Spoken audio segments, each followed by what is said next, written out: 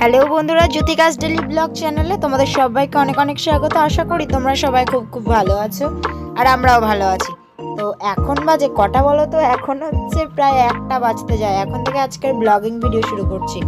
হচ্ছে কালকের থেকে তো সব চড়ক পুজো টুজোর সব শুরু, মানে কালকে ঘাট সন্ন্যাসী হওয়ার দিন। তো হচ্ছে এবার ঘর বাড়িটারি এখনো পরিষ্কার পরিচ্ছন্ন কিচ্ছু করা হয়নি। মা তো হচ্ছে ধান টান নিয়ে সমানে একা হাতে সমানে সামলে যাচ্ছে। এবার আমরা তো আর মায়ের মতো অতটা পারি না, ওই যতটুকু যা পারি, ওই হয়তো মা যদি ধান সিদ্ধ করতে যায় তো হয়তো একটু জাল টালগুলো একটু দিয়ে দিলাম, তো এই সব সুবিধা। তাছাড়া তো সেই মাকেই করতে হচ্ছে।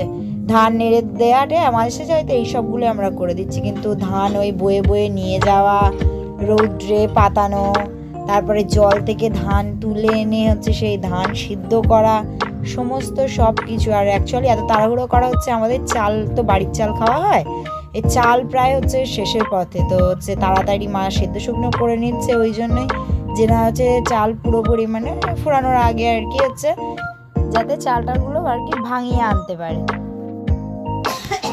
আজকে মেজদি বড়দি ওরা দুজনেই হচ্ছে চলে যাচ্ছে।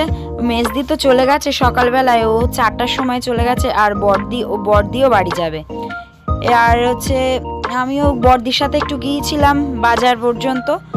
আর নয়তো হচ্ছে আমি ওই 9-10টার দিক থেকে মোটামুটি ঘরটার গোছানো শুরু করতাম, যেহেতু কালকে আবার ওই দিক দিয়ে অনুষ্ঠান শুরু, সেই জন্য আর হচ্ছে হলো না। তো বাড়ি আস্তে আস্তে মোটামুটি 12টা 12:30 বেজে গিয়েছিল। আর সকালে এইদিকে আমরা হচ্ছে বেরিয়েছিলাম ওই 10টা সেরকম টাইম হয়ে গেছিল বাড়ি থেকে বেরাতে বেরাতে। তো এখন ব্যাপার হচ্ছে কি, বাবানের হচ্ছে মানে বড়দির ছেলে আর কি, ওর পরীক্ষা চলছে। তো গতকাল ওর পরীক্ষাটা শেষ হয়ে গেছে। এবার প্রত্যেকদিন সকালে তো টিউশনি পড়াটা থাকে, তারপরে স্কুলে যেতে হয়। এবার সকাল সকাল তো মানে ওদের টিউশনি পড়া শুরু আর কি। তো দিদি প্রত্যেকদিন ওকে ডেকে গুছিয়ে টুছিয়ে পাঠিয়ে দেয়। আর বাবান এদিকে ওর মাকে বলে রেখেছে, বলছে আমার কিন্তু পরীক্ষা শেষ হয়ে গেলে তারপরের দিনটা কিন্তু আমাকে রেস্ট দিতে হবে। আর বাবানের পরীক্ষা শেষ হওয়ার পরেই হচ্ছে দিদি ওকে নিয়ে আমাদের বাড়িতে আসে। এবার তারপরে সকালবেলা যখন ও বাড়িতে যাবে, ওই মেজদি চলে গেছে তো 8টার দিকে, তারপরে বড়দি এবারে ও হচ্ছে মোটামুটি 9:45-9টার দিকে উঠেছে। সে তখন থেকে বাবানকে ডাকা শুরু করেছে, এই ওট ওট ওট। যখনই ডাকতে যায় বাবান বলে না আমি আর একটু ঘুমাবো, আমার পরীক্ষা শেষ হয়ে গেছে, তুমি এত তাড়াতাড়ি ডেকে দিচ্ছ। তো যাই হোক, এই করতে করতে করতে সবাই ডাকতে ডাকতে মোটামুটি 9:30টার দিকে উঠলো। আর তার মধ্যে মা ওইদিকে সব ধান টানগুলো হচ্ছে রৌদ্রে দিয়ে দিল। এবার আমি আর মা দুজনে মিলে রৌদ্রে দিয়েছিলাম, কারণ হচ্ছে আমাদের উঠানে না এই কদিন ঠিকঠাক করে রৌদ্র পড়ছে না, আর আকাশটাও যেন মেঘলা মেঘলা মতন করে আছে, ঠিকঠাকভাবে রৌদ্রটাও বার হচ্ছে না। এখন 1 বস্তা ধান আমাদের আলিয়ে মতন গেছে, তো সেই ধানের চালের যে কি অবস্থা হবে তার তো কোনো ঠিক নেই। এখন আর ধানগুলো যাতে নষ্ট না হয়, ওই জন্য মা হচ্ছে সেই পাশের বাড়ি একটা কাকিমাদের, আমাদের তো বাড়িতে ছাদ নেই, তো সেই কাকিমাকে বলছে যে তোমাদের ছাদে একটু ধানগুলো একটু রৌদ্রে দেবো। তো বললো হ্যাঁ হ্যাঁ দাও। তো এবার আমি আর মা কী করলাম, এই বস্তায় করে করে ভরে সাইকেলে তুললাম। আমি শুধু জাস্ট সাইকেলে করে নিয়ে গেছি, আর মা সেই ধান ভরা দিয়ে সমস্ত সব কিছু করে ছাদে তোলা দিয়ে সব কিছু মা করলো। এবার তারপরে বাড়ি এসে হচ্ছে আমি গুছিয়ে টুছিয়ে নিলাম, নিয়ে মোটামুটি হচ্ছে বাজার থেকে ওখানে ফোনের দোকানে গেলাম আর কি। ফোনের দোকানে ফোনে একটু প্রবলেম হচ্ছিলো, সেটা ঠিক করলাম। তো মোটামুটি ওই 12:30 বেজে গিয়েছিল। বাড়ি আসতে একটু বসলাম, তারপর সেই 1টা বেজে গেছে। তারপরে আমি হচ্ছে শুরু করেছি ঘর বাড়ি পরিষ্কার করা।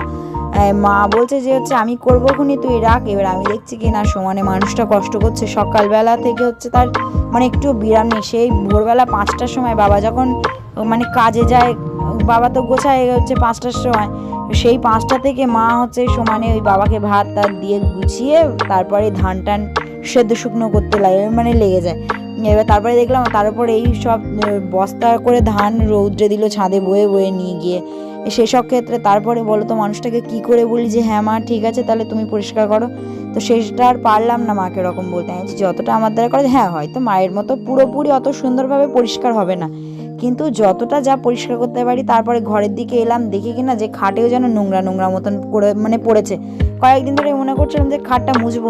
এবারে একটা এই অকেশন পড়লাম যে তাহলে চলো এক কাজ করা যাক, আজকে যত দেরি হোক মোটামুটি আমি পরিষ্কার করেই নেব। তারপরে হচ্ছে খাটে দেখলাম বিছানা সেই মোটা গদি টদিগুলো সব তুললাম, সে ধুলো দেখি সব যেন মানে আরও সেই গদিতে হালকা ধুলো ছিল। আর ঝাড় দিয়ে যেই ঝাঁটা দিয়ে একটুখানি ঝাড় মতন দিয়েছি অমনি দেখি ধুলো চারিদিকে যেন আরও ভর্তি হয়ে গেছে। তারপরে আমি আবার কি করলাম না হচ্ছে সেই একটা মায়ের কাপড়ের থেকে একটা ছিঁড়ে একটা অংশ নিয়ে এলাম, এনে সেই ভাঙাটা দিয়ে হচ্ছে চারিদিকে ভালো করে মুছলাম। এবারে খাটটা পরিষ্কার করার ক্ষেত্রে শুনেছি কলিং নাকি পাওয়া যায়, ওই নাকি খুব ভালো, কিন্তু সে কলিং তো বাড়িতে ছিল না। আর অ্যাকচুয়ালি সত্যি কথা বলতে আমি না কখনো কলিং দিয়ে মুছিনি। সেই জন্য একটা পরিষ্কার কাপড় টাপড় নিয়ে এলাম, এনে খাট টাট দেখি ভালো করে মুছলাম। দেখলাম না খাটে বেশ নোংরা পড়েছিল। অ্যাকচুয়ালি এমনি ঘর বাড়ি পরিষ্কার করে সেই খাটটা না মাঝে সাঝে পরিষ্কার করা হয়, তার ওই উপর দিকটিগুলো, কিন্তু আমি আবার সেই তলায় ঢুকে সমস্ত সব ভালো করে হচ্ছে মুছে টুছে নিলাম। নিয়ে এবার তারপরে বিছানা যেমন ছিল, আর দেখলাম কি বেড কভারটা হচ্ছে সেই নোংরা মতন হয়েছে। তাহলে বেড কভার টাভারগুলো হচ্ছে পাল্টে দিয়ে আর একটা নতুন বেড কভার বার করে নিয়ে এলাম। কভারটা একদম ফার্স্টেই হচ্ছে নিয়ে এলাম, তোমরা তো সেটা দেখলেই। তো যাই হোক, তারপরে হচ্ছে ভালো করে যেমন যেটা যেমন ছিল মোটামুটি সবটাই গুছিয়ে টুছিয়ে নিলাম। নিয়ে বেড কভারটাও নিয়ে এলাম, হচ্ছে একেবারে পাতিয়ে দেবো। নাহলে সেই আর আমি যেন সেই হামাগুড়ি দিচ্ছি, ও কি বলবো, আমার নিজেরই হাসি পাচ্ছিল। কিন্তু কি করবো, যেহেতু একা ছিলাম, দুজন হলে কি এইসবগুলো পাতাতে সুবিধা হয়, কিন্তু আমি তো একা ছিলাম। মা ওইদিকে রান্না করছে, আর মাকে আর এইসবের মধ্যে ডাকিনি। আইছে আমি যতটা পারি আমার মতন করি। তো ওইসবের জন্য দেখো যেন সে মনে হচ্ছে হামাগুড়িয়েছে। এবার ভাবছি যে হচ্ছে একেবারে খাটটা পরিষ্কার করছি যখন, দেখলাম না টিভিতে হালকা একটু সেই যেন কালো ছোপ মতন পড়েছে। ওটা অ্যাকচুয়ালি কিসের তো বুঝতে পারছি না। আচ্ছা একেবারে তাহলে এই কাপড়টাও রয়েছে, তাহলে এই কাপড় দিয়েই পরিষ্কার করে নিই। তারপরে এই ড্রেসিং টেবিলগুলো দেখি ওই সবগুলো হচ্ছে ঠিকঠাক করে যে একেবারে সব ধরেছি যখন, আজকে সব কিছু পরিষ্কার করে ছাড়বো না। সেই আজকের জন্য আমি যেন মালতী মাসি হয়েছে আর কি।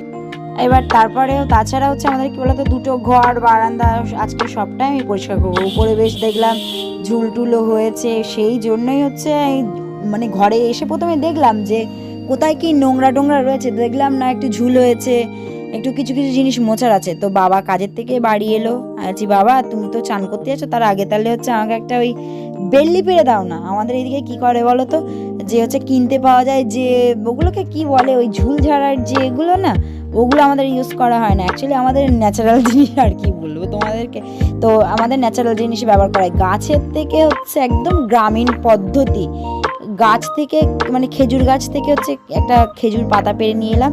তো পাতা সে হচ্ছে কিছুটা পাতা আমি হেঁসো দিয়ে একটু কেটে নিলাম, নিয়ে ঠিক সেই মানে ঝুল ঝাড়নির মতনই করলাম। করে তারপরে সেটাকে হচ্ছে আমি ভালো করে ঝুল টুল ঝাড়লাম। যেখানে যা মোটামুটি ঝুল টুল আছে, এই ঘরটাতে আমিই থাকি, এই বড় ঘরটাতে যেটাতে খাটটাট মুছলাম না। তো হচ্ছে দেখলাম যে এই ঘরেও না বেশ পাখা টাকাগুলো যেন একটু নোংরা আছে। ওই যে বললাম যে আজকে যেখানে যত যা নোংরা হয়েছে বা যা ধুলো বালি জমেছে, আজকের জন্য আমি হচ্ছে মালতী মাসি সবটা একসঙ্গে পরিষ্কার করে ছাড়বো। এবার তারপরে হচ্ছে সেই চেয়ার টিয়ার নিয়ে এসছি, এসে উপরে উঠে গেছি। প্রথমে পাকাতে না হাত পাচ্ছিলাম না, বুঝলে, এসে এই হাত পাচ্ছিলাম না বলে ডিঙি মেরে যাই তাই করে মুছে নিয়েছি। না এরকম করে হবে না, আবার সেই চেয়ার নিয়ে এলাম, এসে তারপরে পাকা টাকাগুলো মুছছিলাম। তারপরে পাকা টাকাগুলো মোছা হয়ে গেল, খাটটা তো সাজিয়েই নিলাম ঠিকঠাক করে।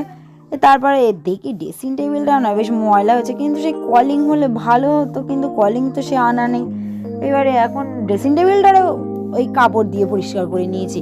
তো ভালো করে হচ্ছে সব মুছে টুছে, যেখানে যা ড্রেসিং টেবিলের সাইডে মানে ডিজাইন করে যে ফুল টুলগুলো আছে, পাতা টাতা মতন রয়েছে, সেগুলো সব ঠিকঠাক করে মুছলাম। তারপরে দেখলাম যে না টিভিতে না কেমন ছোপ মতন পড়ে আছে। তো সেই সবগুলো আনছি, টিভির ছোপ আর কি দিয়ে মুছবো, তাই এটার জন্য আরেকটা আলাদা একটা কাপড় নিয়ে এলাম।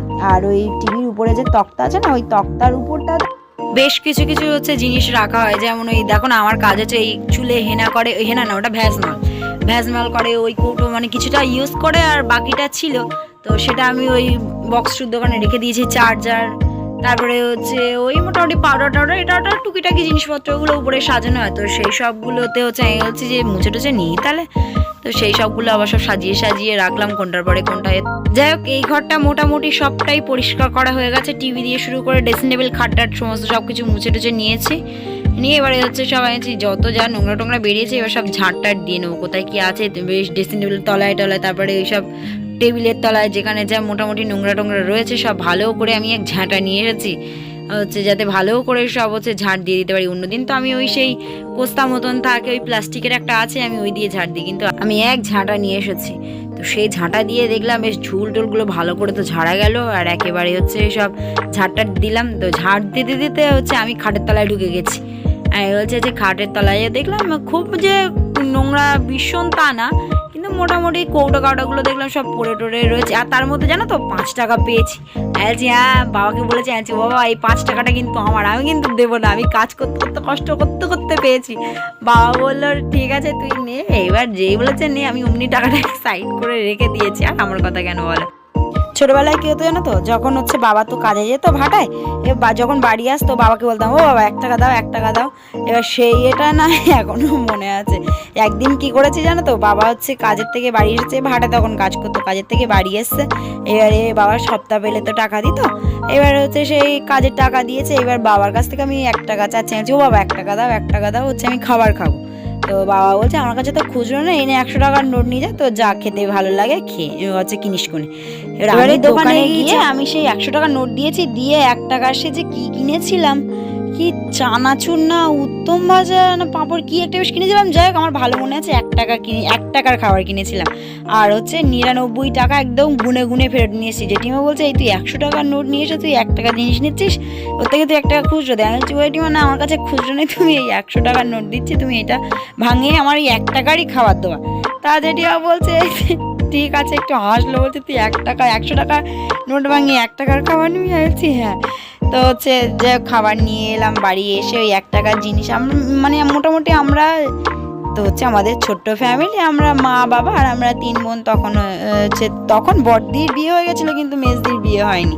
মেজদি বলো আর আমি বলো মোটামুটি যাই খাবার নিয়ে আসতাম না কেন, সে যদি 1 টাকারও হতো আর কি, মানে এটা আমি গল্প কথা বলছি না, এটা আমাদের জীবনের বাস্তব কথাই বলছি। যদি 1 টাকারও জিনিস হতো না, ওই 1 টাকার যদি একটুখানি জিনিস হয় সেইটা আমরা 4 ভাগ করে খেতাম। মানে মোটামুটি আমরা বাড়ির যে কজন আছি, হ্যাঁ হয়তো সবার ভাগে অনেকটা হবে না, কিন্তু একটু একটু করে হবে। ওই যে সবাই মিলে একসঙ্গে খাওয়ার যে কি মজা, তা সে আর কি বলবো, ওর জন্য একটা আলাদা তৃপ্তি।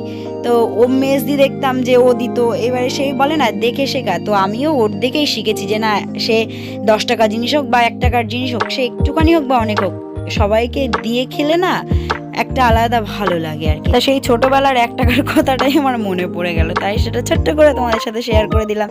তারপরে দেখলাম কি যে চারিদিকে না জামা কাপড় টাপড়গুলো আছে সে একটু অগোছালো হয়ে, আর তার উপর আমি সব পরিষ্কার করছি, তো আমি নিজেই আর অগোছালো করে মানে জামা কাপড়গুলো সরিয়ে রেখেছি যাতে ঝুলটুলগুলো না পড়ে। তো সেই সব জামা কাপড় আবার সব ভালো করে গোছাতে, আর জামা কাপড়ের মধ্যে সব আমার জামা কাপড়, সেই তোলা জামা কাপড়ও কিছু ছিল, সেসবগুলো আলাদা করলাম। বাবার কয়েকটা তোলা জামা ছিল, সেসব আলাদাভাবে ভাঁজ করে নিলাম।